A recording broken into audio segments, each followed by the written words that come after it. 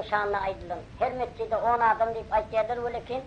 Kim aytacağını özleri bilip oturuyor. Kimin 5 tane pulu olsa şunu aytyadır. Garipler yağda düşünüyor. Vay vay. İşin çok sık gelirler pala uyup. Bugüne olsa gelyer biller, hemen şular doğum yani hele doğumdur. Biller ne saydanıyor? Sen kim mağal? Hay.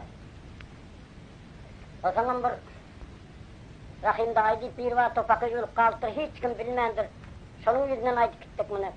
Ya, kim mağallar nazor olsa adım gelmez yanına. Şairlerim haydar oldu yoksuzluğun şanına ay. Kim mağallar nazor olsa adım gelmez yanına ay.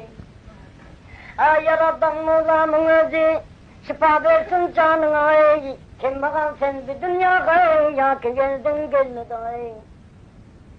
Yoksuzluğun cevri sıldır gününden süngün çakay. Obanızda bir zat ise onu gördün ya takay.